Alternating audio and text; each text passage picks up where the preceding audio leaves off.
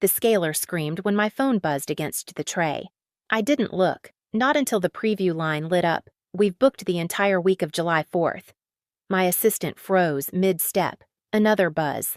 Whole family, 32 people. I set the scaler down the click, echoing too loudly in the white room. Outside, someone laughed. Inside, the air thinned around me, tight metallic weighting. I placed the phone face down, steady, deliberate. They thought this was just another family announcement, one I'd swallow like always. But they had no idea what a closed mouth can set in motion. My name is Juliet Rowan Hale, and most of my life has felt like standing just outside a doorway, close enough to hear everything, never close enough to be invited in. I'm the child in the middle, the filler, the one people remember only when someone else needs something. My older brother Callum was always the headline, the athlete, the risk taker, the one Mom liked to brag about at barbecues. My younger brother Evan arrived with the effortless charm of someone who'd never had to fight for attention a single day in his life. The world met him with open palms, and every time it did, my parents clapped along. I became the steady one by default, the person who made sure things didn't fall apart while no one noticed I was holding anything at all. When Callum forgot appointments, I covered for him. When Evan misplaced Key's backpacks entire weekends, I was the one retracing steps. If something spilled, it landed on my side of the table. If something needed doing, somehow it found my hands. My mother, Helena, used to pat my arm and say, "Thank you for being reliable." My father, Mark, would nod like he'd just confirmed a job assignment. Reliability is a strange cage. You don't realize you're trapped until the door closes from the inside. Over years, I learned to shrink the edges of what I needed. I kept choices simple. I managed my own expenses, quietly wrote down every bill in a little spiral notebook so worn the cover curved like a wave. I didn't ask for help because help always came with commentary. I didn't mention dreams because dreams had a way of being repurposed into someone else's convenience. Still, I kept one dream tucked deep somewhere quiet, somewhere with space, somewhere I could finally breathe without earning it. The lake had always been that place. Growing up, whenever we'd drive past still water, just a glimpse from the highway, I'd feel something unclench inside me. A life where no one barged in. No voices rising over each other. No obligations disguised as affection. The day I first saw the listing for the A-frame cabin, it didn't feel like discovery. It felt like recognition, like the place had been waiting for me to catch up. I didn't tell my family when I toured it. I didn't tell them when the offer was accepted. I didn't tell them the night I signed the closing documents with hands that wouldn't stop shaking. The only person who ever knew was Mara, the one friend who had seen enough of my family to understand why secrecy wasn't pettiness, it was protection. I thought I had time to find the right moment to explain, time to show my parents the kitchen I painted myself, time to let my brothers see I'd built something without their shadow on it. But families like mine don't wait. They decide. And when they want something, they don't ask who it belongs to.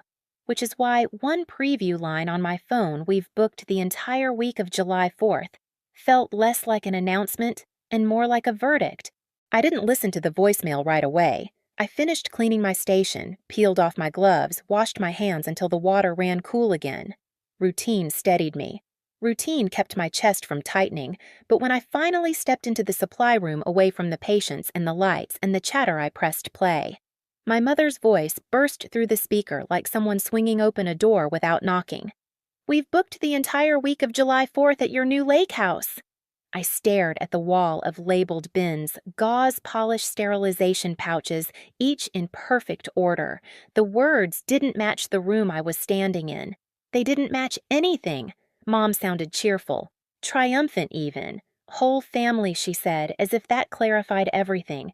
32 people. She emphasized it like she was proud of the number, like it was a gift. Like the weight of 32 bodies, 32 expectations, 32 voices crashing into the place I built alone was something I should be grateful for. Then came the part that tightened the air around me. Boats, grills, fireworks, the works. I closed my eyes. For a moment the room tilted. I saw it, quick, sharp flashes in my mind, trailers groaning up the gravel drive, strangers hauling coolers across the deck. Kids running through the hallway I painted with my own hands. The kitchen crowded. The dock shaking. The quiet my quiet drowned. They weren't asking. They weren't confirming. They were informing me, like I was the last to know plans made on my behalf. My father's voice joined in faint in the background. It sleeps plenty. She won't mind. She won't mind. That's what they had always counted on. That I would adjust, that I would absorb, that I would smile and let them take what I never once offered. I didn't replay the message. I didn't need to. Every word had already carved itself into place. I picked up the phone again, my thumb hovering over the call button not to respond, but to listen to the silence beneath their certainty. The kind of silence that isn't empty, but electric. They thought I would fold the way I always had, but something in me shifted precise and irreversible like a lock turning. I didn't call them back. I didn't have to. I drove north without turning on the radio. The road unwound ahead of me in long silver stretches, the kind that swallow entire thoughts before they form. Pines lined both sides, tall and silent like they'd been waiting for me to finally stop pretending everything was fine. The lake house didn't appear all at once. It emerged the way truths do, slowly then suddenly wood frame catching the last threads of daylight roofline cutting a dark, sharp angle against the sky. My chest loosened the moment I parked.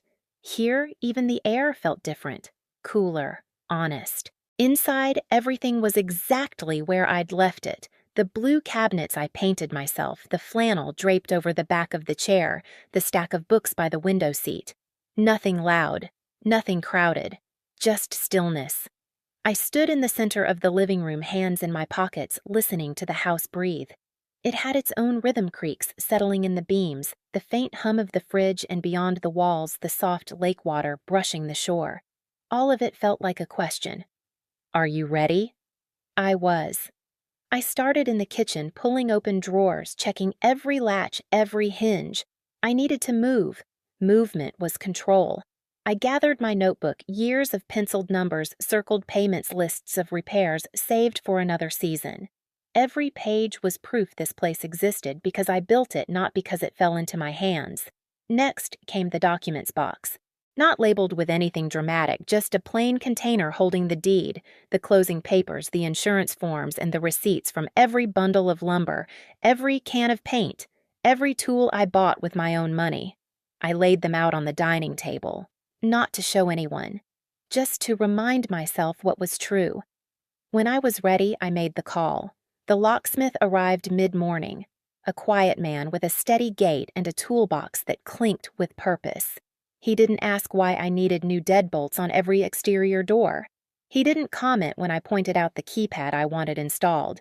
He didn't even raise an eyebrow when I asked for the final code to be 0814. He simply nodded and worked. The clink of metal, the low electric whir, the soft clicks, each sound felt like a page turning. By noon, he handed me a single ring with 2 keys. Only 2. No spares. No copies. No just in case hidden under the mat. Everything's set, he said. Only opens for whoever you choose. Whoever I choose. The words settled into me like warm stones. After he left, I walked the perimeter of the cabin, locked each door, pressed my palm flat against the cool metal of every new handle. It was ritualistic in a way, each touch anchoring me deeper into my own life. In the afternoon, I cleaned without needing to, wiped the counters, shook out the rugs, swept the floors twice, folded blankets, lined the books evenly, rearranged the mugs, not because the house demanded it, but because my mind did. Control didn't need volume. It needed precision. As evening fell, I stepped onto the dock. The lake rippled under the gold light, quiet and sure of itself. I sat with my feet over the edge toes, skimming the surface. The cold shocked me awake in the best way. Across the water, someone set off fireworks, early celebrations from the next town over. Sparks lifted bright against the dusk, then faded into smoke. They didn't reach my shore. I watched the reflections break into soft ripples around my ankles. Back inside, I grabbed the small wooden box I'd carved to store keys and placed the new ring carefully in the center. I closed the lid. The soft thud echoed through the room. I didn't have anger in me. Not anymore. What had replaced it was something quiet, solid, and immovable, a decision made without needing permission. I turned off the exterior lights one by one, the path, the porch, the deck. Every bulb flickered out until the house became a dark silhouette against the water, a place only I could enter. Before bed, I wrote one line in my notebook, not under the payments column or the repairs list, but on an empty page near the back. This time, I am not giving back anything they take. I closed the notebook with a soft snap. That night, the house felt different. Not fragile, not waiting. It felt claimed. I woke before sunrise and stood by the window as the sky shifted from slate to pale lavender. Mist hovered over the lake like breath held in the air. I watched until the first sliver of sun cut through it, thin and deliberate. My phone buzzed on the counter, 3 missed calls, 1 from Mom, 2 from Evan. I didn't open them. I turned the phone face down again, the same motion from the clinic, but this time steadier chosen. They wanted a week. They wanted the house. They wanted the quiet I'd built without ever noticing I needed it to survive. They thought I'd fold. But nothing in me was folding. Nothing was bending. Everything in me was aligning. I locked the front door, the deadbolt clicking into place like a point made clear. This time, I whispered into the empty room, I won't fix what they've broken. They arrived on a Thursday afternoon, loud enough to rattle the quiet before their tires even touched the gravel. I saw the first set of headlights sweep across the trees, a long, confident arc, like someone claiming land with light alone. Then another. Then another. From the loft window, I watched the caravan spill into my driveway. Callum climbed out of his truck first, slamming the door like he owned the air. Evan followed, juggling coolers and shouting directions at cousins who weren't listening. My parents' SUV parked closest to the porch, as if proximity translated to authority. I didn't move. I didn't wave. I just observed. Mom marched up the steps with grocery bags hooked on both arms, her smile already staged. She twisted the doorknob, expecting it to swing open. When it didn't, she jiggled it harder, then reached into her purse for a key that never existed. I waited until she leaned back in confusion before I opened the door myself. The sound was small. The impact wasn't. "Hi, Mom," I said, voice even, looking for something. Her expression flickered surprise, then irritation, then something sharper she tried to hide. "Sweetheart, the lock must be sticking." "This house is old." "It's not sticking," I said. "It's new." Behind her, Dad frowned, scanning the porch like he was reading a blueprint he didn't approve. Callum stepped forward, grinning wide, already ready to take charge. "Ro, this place is unreal. Wait till you see the boat we brought. Kids are dying to get inside. There's no boat launch on my property." I said it quietly, almost gently. It didn't soften anything. Evan laughed, that loose, careless laugh he always used when he assumed I'd come around. "Don't be weird. Mom said you were cool with it." I looked at my mother. I didn't raise my voice. I didn't ask why. I simply held her eyes long enough for her to feel the weight of the truth she had mistaken my silence for permission for the last time. "I wasn't asked," I said. The words dropped heavy between us. The next 12 minutes felt like watching a machine malfunction in slow motion. Mom tried guilt first. "We just wanted family time." "You never host anything." Dad switched to doctrine. "Families share." "You don't lock your family out. Callum went practical. You've got 8 bedrooms." "Stop being dramatic." Evan offered convenience. "It's just a week, Jules." Behind them, relatives began unpacking anyway, setting down bags, unloading a karaoke machine, dragging foldable tables like they were prepping a festival. Someone's child ran toward the dock. I stepped back inside, placed my hand on the door, and closed it. The deadbolt slid into place with a clear, unapologetic click. Voices rose immediately, confusion complaints, then Mom's voice breaking into pleas that sounded worn at the edges. Someone knocked. Someone else tried the back door. Callum rattled the handle like force would rewrite ownership. Then came the smallest pause, the moment where they finally understood the boundary was real. I turned off every exterior light until the house was swallowed by the evening. Dark enough for them to see themselves. Quiet enough for me to hear nothing. They called. They texted. Mom left messages that tumbled from irritation to tears. Dad sent verses about obedience. Callum threatened to camp on the lawn. Evan suggested talking it out. I didn't respond. The sheriff arrived just before dusk, not because I called, but because someone else did. He knocked once, spoke through the door, calm and professional. They're insisting you let them in. Just need to confirm the property owner. I opened the door enough to hand him my documents. No explanations, no commentary, just proof. He scanned the name, nodded, and faced the waiting crowd.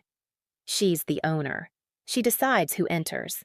The silence that followed was the loudest sound I'd ever heard from them.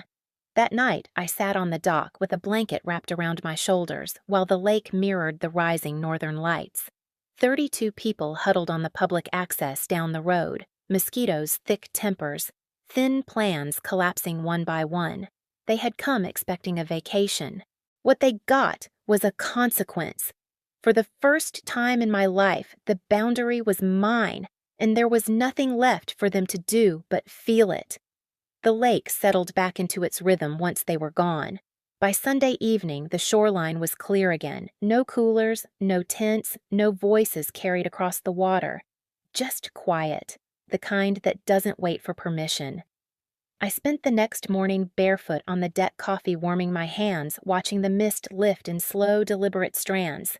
It felt strange at first, having nothing to brace for no footsteps approaching, no decisions being made around me, just breath. Mine. I walked through the house, slowly touching the edges of things I'd built, the cabinet doors I sanded until my shoulders throbbed, the rug I saved for months to buy, the stack of plates Mara and I found at a thrift shop.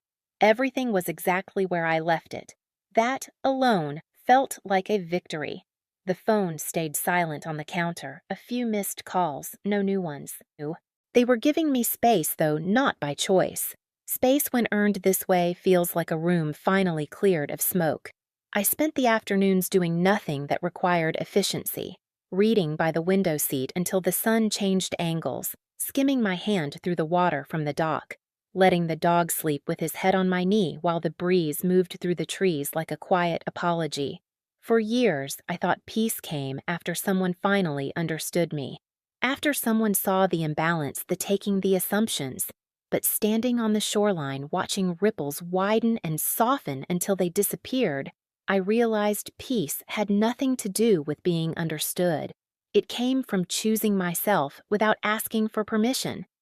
Some evenings I replayed the moment I closed the door, the deadbolt sliding into place, final and certain.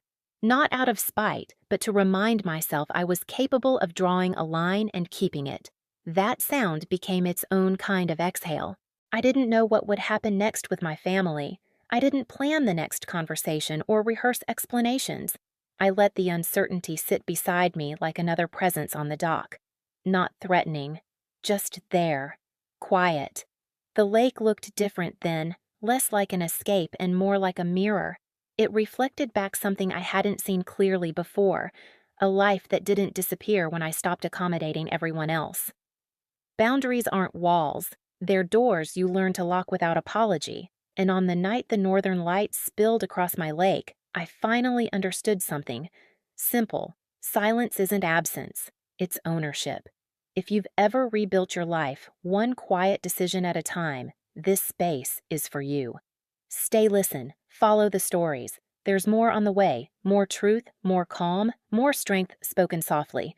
Thank you for being here.